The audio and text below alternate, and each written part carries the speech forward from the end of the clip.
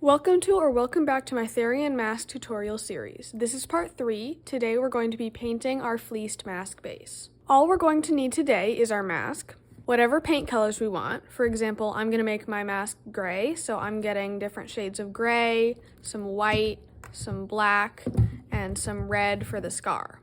You're going to need some paintbrushes. Make sure you have bigger ones and smaller ones. And a jar of water. Make sure that this jar is okay to get dirty because this paint will not come off. Now, let's get going. Before we jump right into painting, there's a few things that you should know.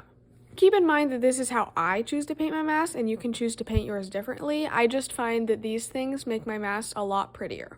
When we start painting a mask, we always start with our lightest color, in my case this light gray here.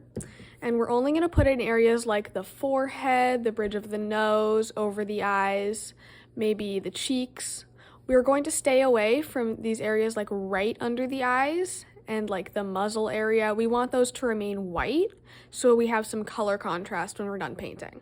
Then you're going to take your next lightest color and you're going to apply it in some of the same areas, but be more careful with it and don't just paint the entire thing because this is where some of the markings will start to come in, like you can add stripes or spots or anything you want.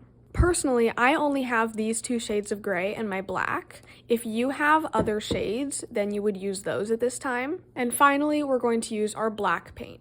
The black paint will only go in areas like right above the eye. I would love to give my mask eyeliner. It makes them look so much better. And we're going to draw a little eyebrow sort of thing right above the eye with black. We can go over some of the markings with black. We're going to draw the nose in with black and the mouth line. Try not to use too much of it. It won't look good if you just splash it all over your mask. This looks a lot more orangey on camera, but I promise you it is red. At some point, if you have a scar, we're going to use this a little bit on our scar. You shouldn't really have to use the white paint, but it's here because if you make a mistake with your gray or your black or whatever color, you can use it to help cover it up.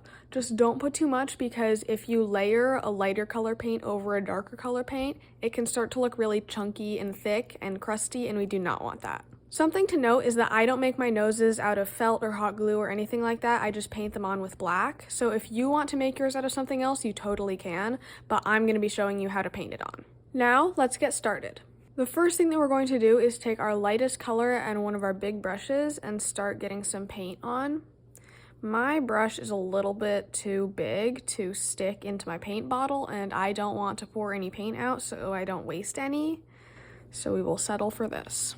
I don't like to completely coat my brush with thick paint because then I can't dilute it and I can't make it the opacity that I want when I'm painting it on. So now that I've got my paint on, I'm going to stick it into my water and wipe a bit off on the edge of the jar so that it's not super thick and crusty when it goes in my mask. It should look something like this. And now I like to start at the forehead and just paint it on.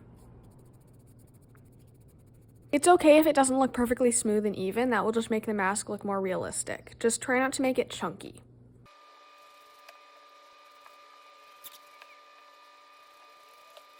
When you're painting on the eyeliner, make sure that you paint also right under here. We don't want to leave any blank spots around the edges or the holes in the mask because when you're wearing it, you will be able to see that there is light colored under here, and we don't want that.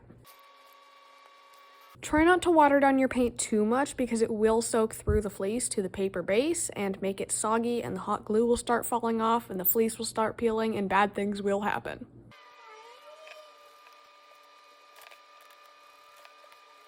When we get to this edge, I'm going to give it a stripe here and another stripe here, like winged eyeliner, except there's two wings.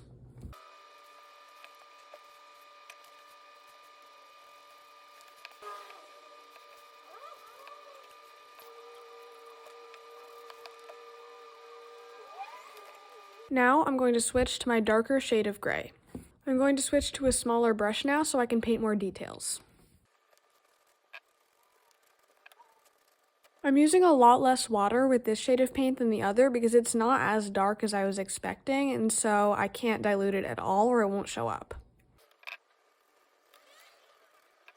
You can see here that I've made a little dot of paint that I don't really want, so I'm going to take a tissue and dip the edge of it into my water and wipe this paint off. It's not going to come completely off, but it's going to look a lot better. See? There we go. And here you can see that I've given him little eyebrows. I'm going to darken these a lot with black later.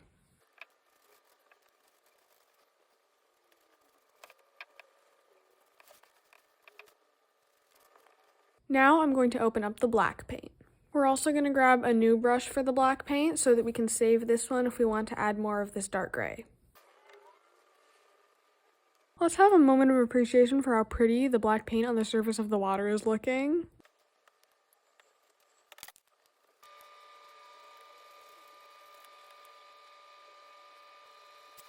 When you're painting the eyeliner on, make sure that it is black, like black.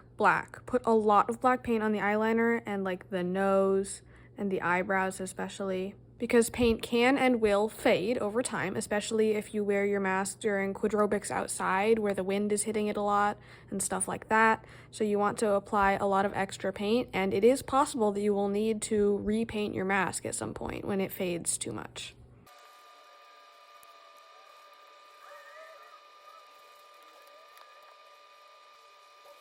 Now I'm going to paint the scar.